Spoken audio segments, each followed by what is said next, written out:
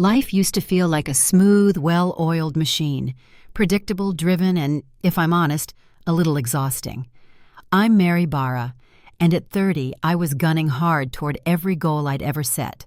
The corporate ladder, I wasn't just climbing it, I was sprinting.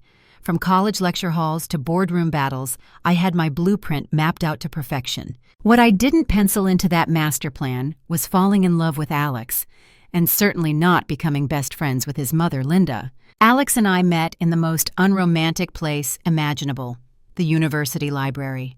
I was knee-deep in finance textbooks, my hair a mess, my eyes bleary from numbers. He was across from me, wrestling with a computer science final that looked like it was winning. Our eyes met over a shared sigh of frustration.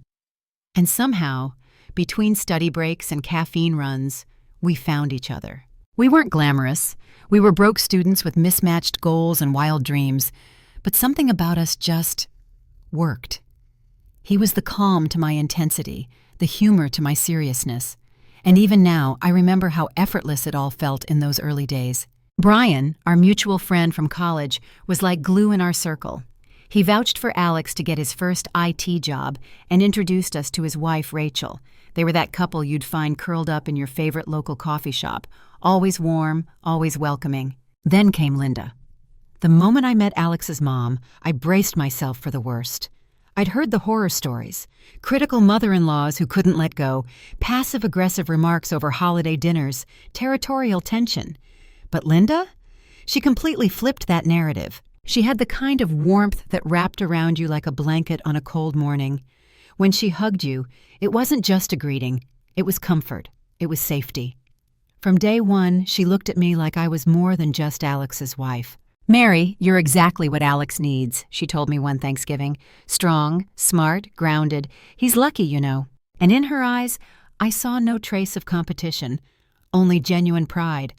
The kind that made me feel like maybe I hadn't just married into the family. Maybe I'd been born into it, just a little later than most.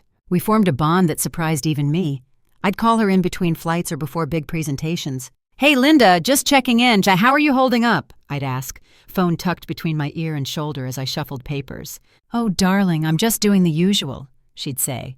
"But don't let that office of yours drain you dry. You hear me?" Sometimes we'd talk about her legendary apple pie. Other days we'd dig into office gossip and laugh until our stomachs hurt. She became more than a mother-in-law. She was a friend, a lifeline. But life has a way of testing even the strongest connections. And just when I thought I had everything under control, the job, the marriage, the perfect family, the cracks began to show. With every promotion I earned, with every extra mile I gave to my career, the space between Alex and me grew wider. Our house, once our haven, started to feel more like a layover than a home, and I was always jet-lagged. One evening, I came home from a brutal 2-week business trip. I stepped into what used to be our living room and froze. The silence was cold, and the mess was louder than any argument. Pizza boxes stacked up like a monument to apathy, laundry spilling out of the basket like it had been trying to escape. I dropped my bags, the wheels thudding against the hardwood.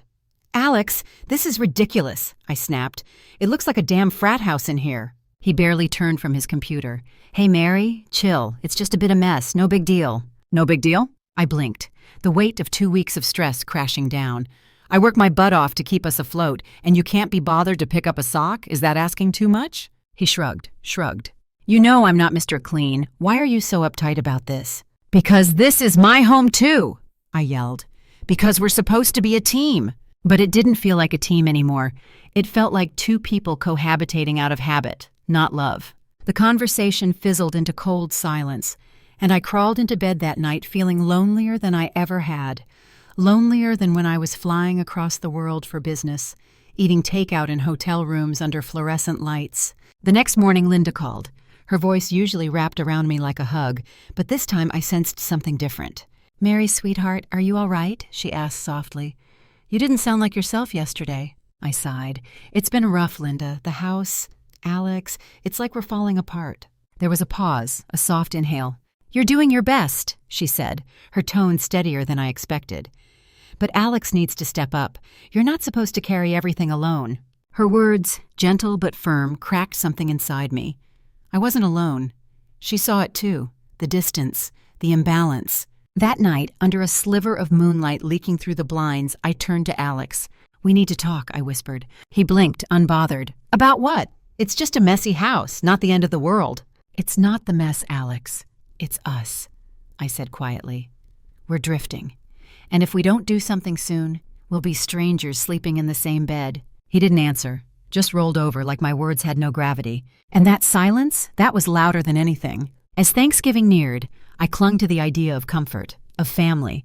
But fate, cruel as ever, had other plans. Linda was hospitalized. Her chronic illness, something she always downplayed as just a little flare-up, had become serious. I raced to the hospital as soon as I could. She was pale, her usual sparkle dulled by fatigue and IV tubes. But when I held her hand, she smiled. "You won't be here on Thanksgiving," I told her. "I'll bring you home. We'll celebrate like always." She nodded, though the lines of pain across her face betrayed her optimism. "But what about your job?" she asked, ever the selfless one. "You're always so busy." "Don't worry about work," I told her. "You matter more." I meant it. But as if the universe was listening in, my boss summoned me the next morning. "Mary, we need you on an urgent trip." "I wouldn't ask if it weren't essential," he said grimly. I stood in his office, torn in two. "My mother-in-law's in the hospital," I said. "I promised her I'd be there for Thanksgiving." He looked at me with something close to sympathy, but not close enough. "I understand, but we need you. It's critical." And once again, I was faced with a choice between the job I'd built my identity around and the people I loved. When I turned to Alex for help, I hoped, prayed that he'd show up. "Can you please pick up your mom on Thanksgiving?" I asked. "She can't spend the day in that hospital room alone." He nodded, his face serious for once. "I'll take care of it. Don't worry." And for the first time in a long time, I let myself believe him. But that belief was short-lived. I boarded the plane with a heavy heart and 1,000 worries crowding my thoughts. Even as I reviewed slide decks and skimmed through briefing notes, my mind kept drifting back to Linda in that hospital bed. And Alex. I trusted him. I wanted to believe that he would step up, that he'd take care of the one person who had always been there for both of us. I had no reason to doubt his promise. Not yet. The business trip was supposed to be short, just a couple of intense days filled with meetings and client presentations. Normally, I'd be in my element. I thrived under pressure, but this time I couldn't focus. I kept glancing at my phone, waiting for updates, waiting for anything. Nothing came. No text from Alex. No photo of Linda at home. No voicemail to say, "Hey, everything's good." Just silence. And that silence was louder than any alarm bell. On Thanksgiving morning, I called Alex. It rang and rang, then went straight to voicemail. I tried again, same result. I muttered under my breath, frustration bubbling up. "Come on, Alex, don't do this." Still nothing. My stomach turned, my hands trembling slightly as I reached for my phone again. This time, I dialed Linda's number. I held my breath, half expecting her not to answer. But then I heard her voice. Weak, tired, but unmistakably her. "Linda, it's Mary. Oh, thank God, I've been trying to reach Alex. Are you okay? Did he pick you up?" There was a long pause, then a shaky breath. "Oh, Mary," her voice cracked. "I'm still here, at the hospital. He never came." I blinked, stared at the wall in front of me like it had personally betrayed me. "What? But he promised." "I know, dear. I waited, but he didn't show." Her disappointment sliced through me like a knife. I could feel the tears welling up, my pulse pounding. I clenched my jaw. "I'm coming back now. We're fixing this." I didn't care about the meetings anymore. I didn't care about how important this trip was supposed to be. All I knew was that Linda, the woman who had welcomed me like her own daughter, was alone in a cold hospital room on Thanksgiving. And Alex had lied. I called my boss. There was no sugarcoating it. "I'm sorry," I told him. "My family needs me. I have to go." To my surprise, he understood. "Go, Mary. Family comes first."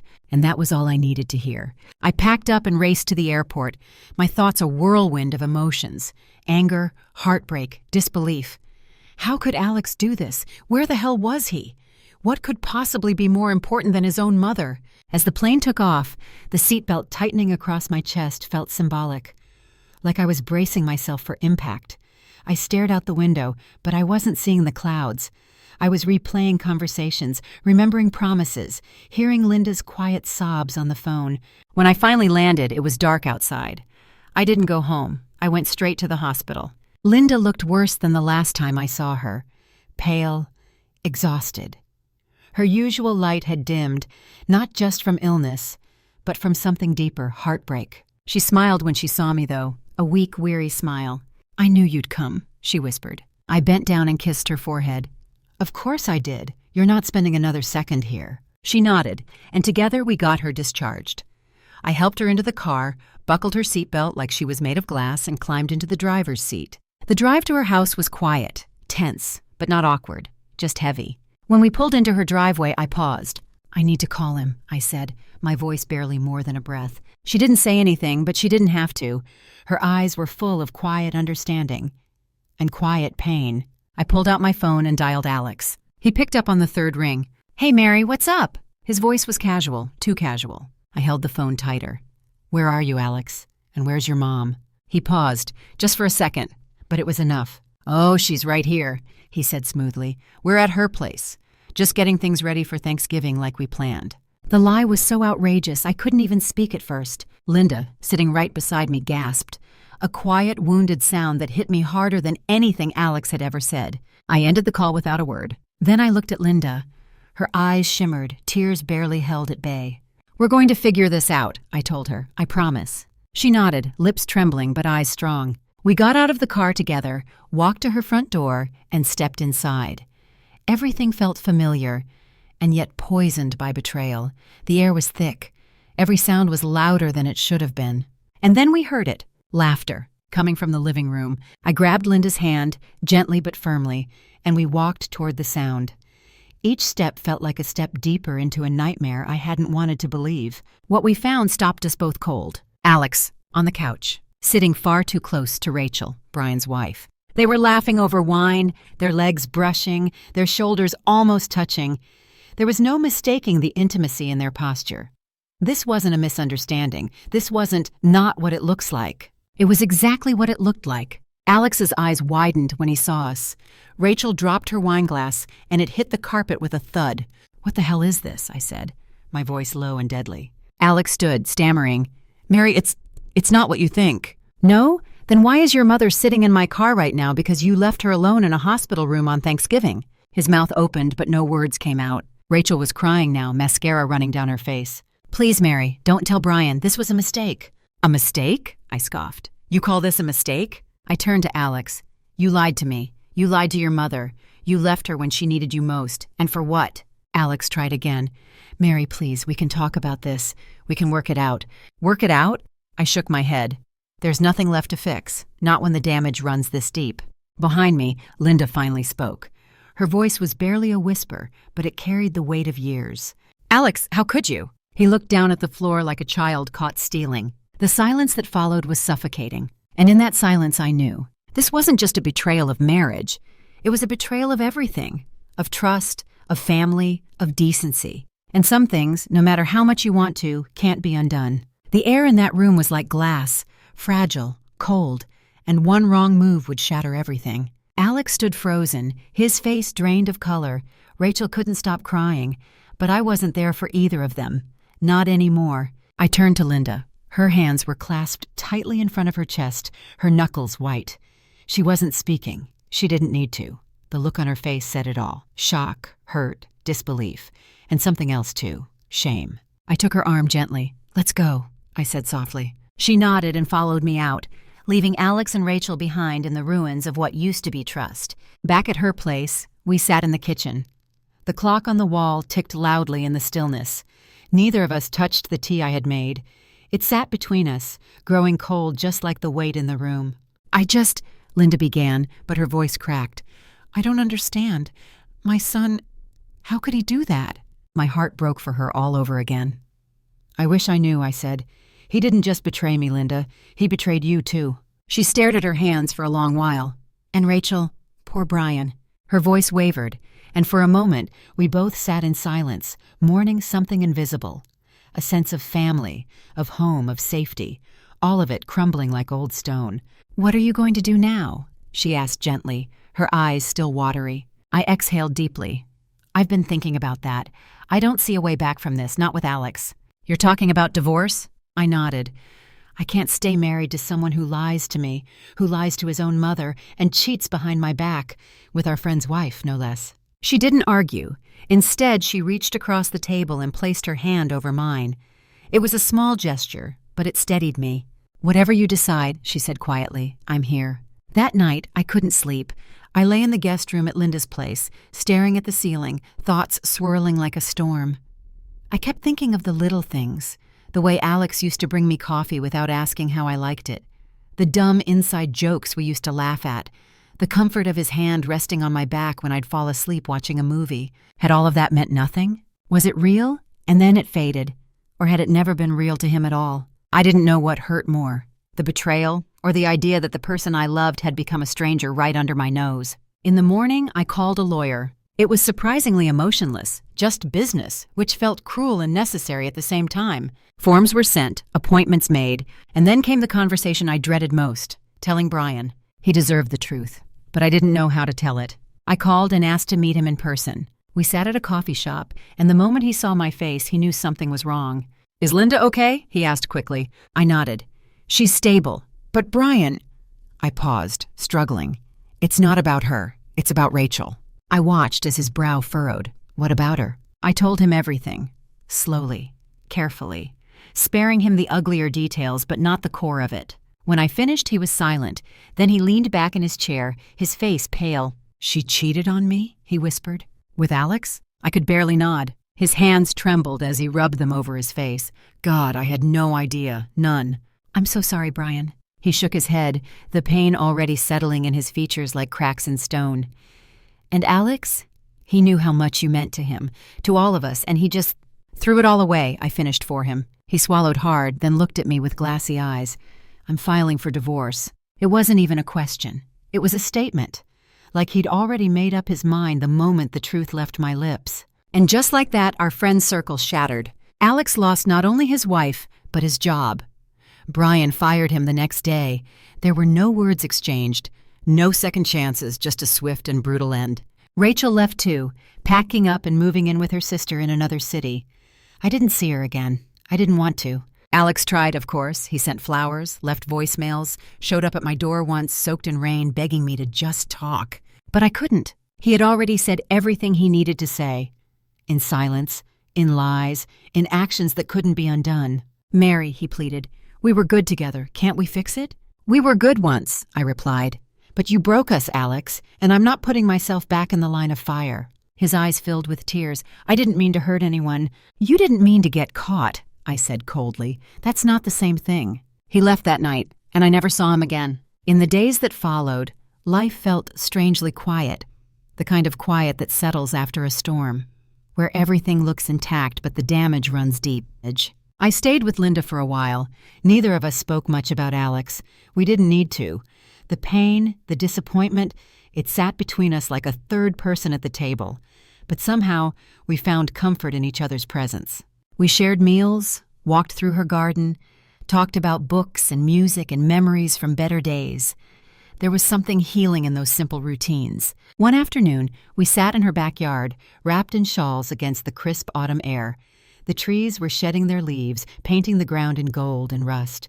The wind carried that unmistakable scent of change. Linda broke the silence first. "You know, Mary," she said, her voice thoughtful, "life has a way of humbling us. Just when we think we've got it all figured out, it tosses us into chaos." I smiled faintly. "You're not wrong." She looked over at me, her expression soft. "But in the chaos, we find our strength." I nodded. "And maybe a little stubbornness, too." That made her laugh. A real, genuine laugh. The first I'd heard from her in weeks. It felt good. We sat there for a while longer, watching the sky shift from blue to pink. And for the first time in a long time, I didn't feel broken, just rebuilding. Later that night, I stood by the window, watching the wind blow through the trees. I found myself thinking about the future. Not the one I'd planned, but the one I could still create. I wanted a fresh start. Somewhere new, somewhere that didn't hold the echoes of betrayal. The next morning over coffee, I told Linda, "I've been thinking about moving, starting over." She didn't look surprised. "Where to?" "I don't know yet. Just somewhere far enough away that the past doesn't feel like it's waiting around every corner." She reached across the table and squeezed my hand. "You'll do great. You always land on your feet." "And you?" I asked. "Will you be okay?" She smiled. "I've got my books, my garden, and my faith in you.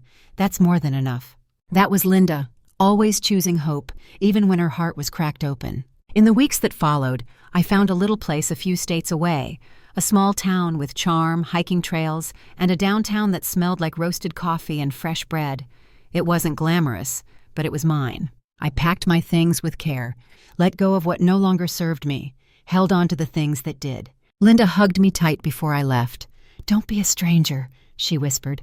"Never," I promised. Driving away was harder than I expected, but necessary. The road ahead stretched wide and open, and for the first time in a long time, I wasn't afraid. I spent the first few weeks settling in, setting up a new workspace, exploring the area, meeting neighbors, learning how to be alone, and liking it. I hiked, I cooked, I read books that had nothing to do with business. I learned to sit in silence without needing to fill it, and most of all, I gave myself permission to heal. Linda and I talked every Sunday. She'd fill me in on her garden, on Brian, who was also starting over, and on how quiet the holidays would be this year, but in a way that didn't sound sad. "We'll make new traditions," she said one day, "you and me." And we did. That Thanksgiving, she flew out to stay with me. We cooked together, laughed, and watched old black and white movies. No drama, no lies, just peace. After dinner, we sat on the porch, hot cocoa in hand, bundled in blankets. "You look lighter," she said, studying me. "I feel lighter," I replied. She nodded, then looked up at the stars. Sometimes, losing something is the beginning of finding yourself. I looked at her, this woman who had suffered so much and yet still managed to shine. "You know what, Linda?" I said. "I think I'm finally ready to stop surviving. I want to start living again." And I meant it. Not just getting by, not just holding it together, but truly living, with joy, with purpose, and with no room for people who treated love like an afterthought. As the night wore on, I felt something shift inside me, a quiet sense of closure, of knowing that the pain I'd gone through hadn't been for nothing. It had taught me to draw boundaries, to protect my peace, to choose myself, not out of selfishness, but out of self-respect. And that was worth everything. In time, I began volunteering at a local women's shelter, sharing my story when it felt right. Not to dwell in the past, but to offer hope to someone else crawling through their own version of heartbreak. I met women who had endured far worse than I had, and yet they too were rebuilding, brick by brick, day by day. We were all proof that life didn't end with betrayal. It simply turned a page. Months passed, seasons changed, the hurt faded. Not entirely, scars don't vanish, but they softened and became part of my story, not the whole thing. Sometimes I still think of Alex, not out of longing, but with a kind of distant clarity.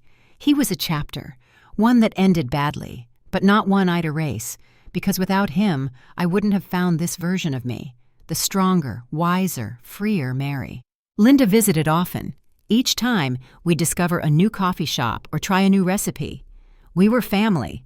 Not because of Alex, but because of the love we chose to keep alive. And every now and then, I'd glance out the window, coffee in hand, and think, this right here is what healing looks like. Not perfect, not quick, but real, grounded, and mine.